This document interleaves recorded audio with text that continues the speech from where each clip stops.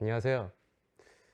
인사가 좀 어색한데, 우선 저는 자율전공학부에 1, 2학번으로 입학했었고, 나래반으로 활동했던 한대희라고 하고요. 당시 이제 자율전공학부에서 전공은 통계학이랑 경영학 이 두 개 복수 전공했고, 학부까지만 다니고 졸업을 해서 현재는 한 기업의 이제 기업부설 연구소에서 이제 ML 리서처로 근무를 하고 있고요. 혹시 오늘 영상에서 혹시 더 궁금한 점이나 좀 더 다른 얘기를 해보고 싶다 하시는 경우에는 보시는 저희 이메일이랑 링크드인으로 연락 주시면 될 것 같습니다. 사실 여기 올 때 처음 이 요청을 받았을 때 약간 어떤 얘기를 해줘야 될지 좀 고민을 많이 했던 것 같아요. 전공이나 아니면은 이제 뭐 진로에 대해서 조금 설명을 자유롭게 해주셨으면 좋겠다는 요청을 받았는데, 사실 뭐 거창하게 제가 뭐 어떤 전공이나 뭐 이렇게 간 것이 좋다라고 말씀드리는 것도 조금 외람될 것 같기도 하고, 그냥 고민을 한 끝의 결과 그냥 제가 어떻게 자율전공법에서 생활을 했는지 그 경험을 얘기해 주면은 누군가한테는 사실 엄청나게 커다랗지 않은 그런 커리어일 수도 있지만은 누군가에게는 저와 비슷한 고민을 했을 수도 있을 것 같아갖고, 그 고민을 같이 공유하고 이 사람은 이렇게 했구나, 아 나는 이러지 말고 저래야겠구나, 약간 타산지석으로도 삼을 수 있는 약간 그런 제 경험을 좀 얘기해 주면 좋을 것 같아서 이렇게 좀 자료를 준비해 봤습니다. 우선 제가 처음에 이제 고등학교 때는 사실 문과에 있었어요. 문과에 있었는데, 뭐 당시 이제 수능을 보고서 뭐 이제 이공계 쪽 전공을 갈 거면은 사실 이공계를 위한 약간 뭐 수학 시험을 봤었어야 했는데 그러지는 않았었고, 근데 이제 수학 공부를 하다 보니까 그 당시에는 이제 수학 내에는 이제 통계와 관련된 분야가 있었는데, 좀 제가 좀 특이하긴 하지만은 그 통계를 했을 때 좀 통계가 좀 재미있다고 좀 생각했었거든요. 근데 이제 어쨌든 저는 문과 나왔기 때문에 문과 전공으로 갈 수밖에 없었는데, 그 당시에 제가 이제 어느 대학교를 갈까 좀 알아보던 중에 서울대학교에 이제 자율전공학부라는 학부가 있다는 걸 좀 알게 됐어요. 그래갖고 자율전공학부가 이름도 좀 생소해가지고 뭐 어떤 학부인지 한번 좀 확인해 봤더니, 뭐 문이과 상관없이 전공 선택도 가능하고, 전공 선택하는데 뭐 이제 제한도 없고, 심지어 이제 마음에 드는 전공이 없으면은 본인이 스스로 전공 설계도 가능하다는 얘기를 들어가지고, 아 내가 만약에 문과를 일단 졸업을 했지만은 뭐 통계도 하고 싶고 이것저것 하고 싶으면 내가 자율전공학부를 가는 게 낫지 않을까 생각했었고, 그렇게 자율전공학부에 입학을 하게 됐는데, 사실 지금 계시는 이제 보고 계시는 뭐 학생들 중에서 이제 1, 2학년들 같은 경우, 특히 이제 1학년 같은 경우는 이제 지금 전공 탐색을 많이 하실 것 같은데, 그 전공 탐색 시기에 굉장히 그 너무 많은 자료 때문에 굉장히 좀 혼란스러웠던 경험이 저는 있었던 것 같아요. 뭐 통계가 재밌어서 통계를 왔는데, 일단은 여기서는 이제 통계학과는 이제 이과였고, 뭐 문과에 제가 과연 도전해도 될까라는 좀 불안함도 있었고, 문과로 왔으니까 그냥 경영학과를 하는 게 맞나? 아니면은 뭐 경영학과를 갔으면 학회를 해야 되나? 아니면 뭐 그냥 나의 취미를 위한 동아리를 해야 되나? 아니면은 뭐 요새는 프로그래밍도 좀 한다는데 프로그래밍을 해야 되나? 아니면은 통계학의 기본이 되는 수학을 해야 되나? 아니면 일단 학점부터 높게 따야 되나? 되게 고민이 좀 많았던 것 같아요. 고민이 많았고, 이거를 고민할 수 있는 시기가 사실 1학년까지밖에 없어갖고 고민을 많이 해봤었는데, 결과적으로 제가 내렸던 결론은 일단 다 해보자였어요. 일단 다 해보자였고, 근데 일단 다 해볼 때에도 사실 그냥 단순히 그냥 생각나는 대로 그때그때 한다라기보다는 왜 하고 싶은지를 일단 생각하고서 좀 그 단계에 맞춰서 순서를 지켜서 차근차근히 하자는 원칙을 세웠고, 그리고 만약에 그걸 시도해 봤을 때 약간 좀 아닌 것 같다라고 판단이 됐을 때는 빠르게 좀 수정을 해보자고 원칙을 세우고, 일단 제가 생각했던 것들을 다 한 번씩 해보자라고 생각을 해봤었습니다. 그래서 일단은 제가 지금 하고 있는 업무랑 연관된 이제 통계학과에 관련된 좀 내용만 좀 설명드리겠습니다. 당시 이제 처음 통계학과 가게 되면은 뭐 이제 문과생들은 이제 아마 수학을 아마 수기응 수학의 기초 및 응용이라는 아마 수업을 들었을 거고, 통계학과에 진학한 학생들 같은 경우는 아마 수학민 연습이라는 수업을 들었던 걸로 기억하고 있어요. 지금은 아마 수학민 연습이라는 이름이 아닐 수도 있는데, 당시에 이제 이공계 학생이 꼭 들었어야 했던 수학민 연습을 들었었고, 생각보다 좀 할만한 것 같아서 생각보다 할만하네, 오케이네 하고서 이제 그 다음 통계학과에서 꼭 들었어야 되는 수업 중 하나인 해석개론을 들었었는데, 이 해석개론을 듣고 나서는 좀 저한테는 좀 맞진 않았었어요. 이 해석개론이란 게 뭐 흔히 말하는 뭐 이제 1 더하기 1은 왜 2인지를 증명하는 약간 이런 수업이었는데, 저랑은 조금 많이 맞진 않았던 것 같아요. 너무 이론적이기도 하고 너무 추상적이어서 처음 해석개론을 듣고 나서 너무 이제 혼란스러워서 이론은 나의 길이 아닌가라고 생각을 했었어요. 그래서 이론은 나의 길이 아니면은 일단은 계산할 수 있는 통계로 한번 가볼까? 라고 해가지고 계산 통계라는 수업을 들었었는데, 이때 제가 제일 처음으로 일단 뭔가 프로그래밍에 가까웠던 그런 걸 접했던 것 같아요. 계산 통계에서 당시 이제 R이라는 언어를 써가지고 이제 계산 통계를 했었는데, 뭐 R을 가지고 그냥 통계를 돌린다 수준이 아니라 그냥 R을 가지고서 구현할 수 있는 모든 알고리즘을 구현하는 수업이었던 거예요. 그래서 그런 수업에서 마지막으로 이제 기말고사 시험 중에 하나가 이제 뭐 그 오른쪽 그림에 보이는 이제 A스타 알고리즘이라는 걸 R로 직접 구현하라는 거였는데, 저 녹색으로 표시된 지점에서 빨간색으로 표시된 지점까지 어떻게 더 효율적으로 찾아가는지 이 알고리즘을 R로 직접 구현하라는 거였는데, 통계는 아니죠. 사실 이건 통계라기보다는 약간 컴퓨터 프로그래밍 알고리즘에 가까운 거였는데, 저는 이걸 R로 구현하면서 생각보다 좀 재밌다는 생각을 많이 했었던 것 같아요.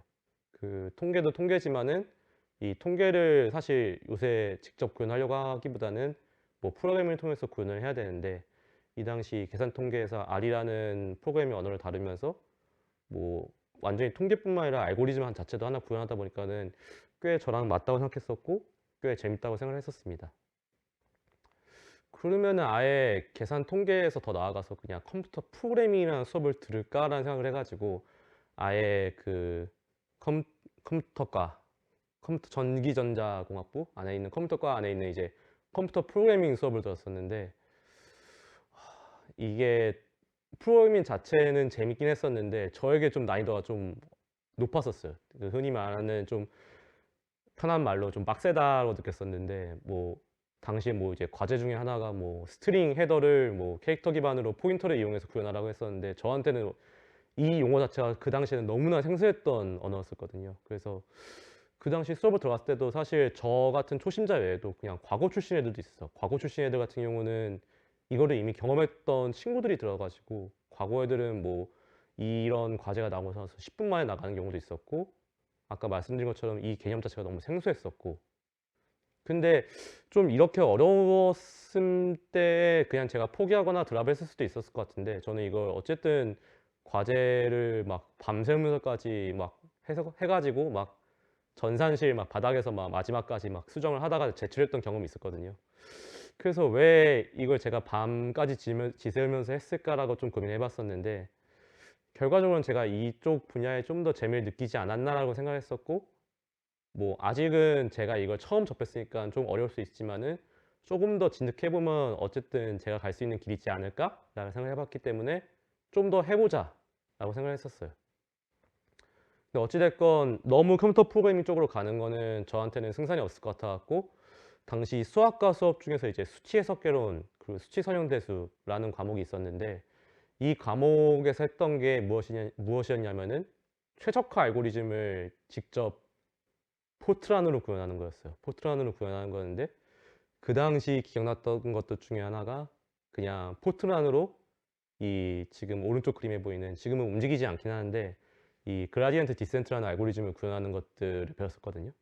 근데 이제 그 당시에는 이게 그냥 그라디언트 디센트구나, 뭐 뉴턴 랩슨 메소드구나, 약간 이런 식으로 배웠었는데, 이게 알고 보니까 지금 굉장히 화두가 되고 있는 딥러닝의 기본이 되는 최적화 방식이었던 거였죠. 그거를 저는 직접 이 과목에서 포트란으로 하나하나 구현하는 것들을 경험하면서 어떻게 보면 이때 처음 딥러닝에 필요했던 것들을 배우지 않았나 라는 생각을 했습니다.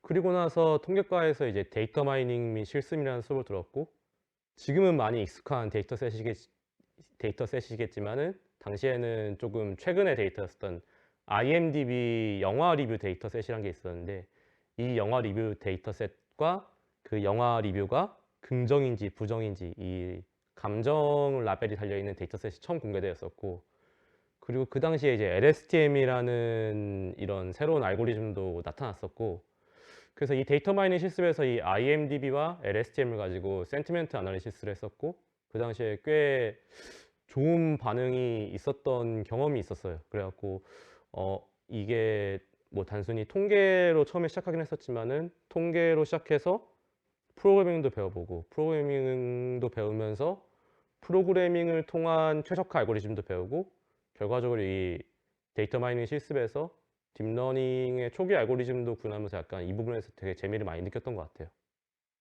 뭐 요렇게 약간 저는 학부 때 많이 수업을 들었었고, 그래서 졸업하고 나선 지금은 무엇을 하고 있냐라고 말씀드리면은, 지금은 이런 뭐 모델링을 가지고서 여러 가지 비즈니스에 기여될 수 있는 것들, 모델 같은 것들을 많이 만들고 있습니다. 그래서 좀 그림으로 일단 표시를 해봤는데, 뭐 왼쪽 그림 같은 경우는 뭐 그림 중에서 왼쪽 같은 경우가 정상인 데이터이고 오른쪽 같은 경우가 비정상인 데이터인데, 뭐 이런 이미지 가지고서 왼쪽과 다르게 비정상은 문제가 있다라는 거를 딥러닝을 통해서 밝혀내는 그런 알고리즘도 한번 개발해 본 적이 있고, 지금 가운데 있는 거는 그 흔히 아이폰에 보이는, 그러니까 터치 패턴으로 이렇게 뭐 이렇게 그 잠금을 푸는 건데, 지금 뭐 이름이 두 개 써 있죠. 존이랑 잭 이렇게 두 개 써 있는데, 뭐 존이라는 사람이나 잭이라는 사람이 똑같이 이제 둘 다 똑같은 패턴을 했는데, 저 패턴을 그리는 방식이 다르니까는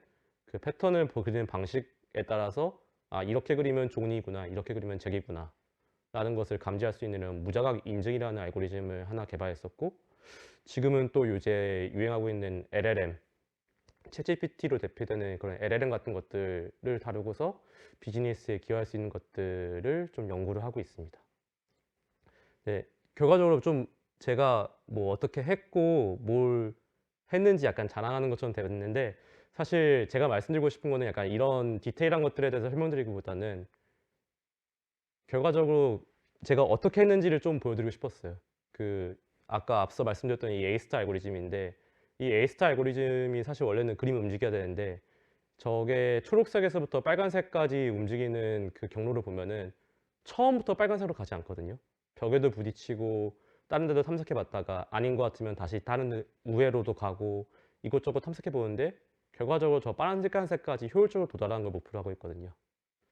제가 처음에는 사실 이 딥러닝을 해야겠다고 생각하고서 통계과를 입학한 것은 아니었는데, 결과적으로는 이것저것 제가 마음에 들고 하고 싶어하고 또 진득하게 할 수 있는 것들을 좀 진득하게 하다 보니까는 저 빨간색에 도달할 수 있는 것 힘을 좀 얻고, 그리고 결과적으로는 좀 목적지를 향해 꾸준히 나아갈 수 있는 힘을 얻지 않았나라는 생각이 들었고, 약간 저는 이렇게 조금 계속 학부생 때도 학부생 때도 생활해 왔고 지금도 계속 그렇게 해오고 있다라는 걸 좀 말씀드리고 싶어서 약간 이렇게 자료를 준비해 봤습니다.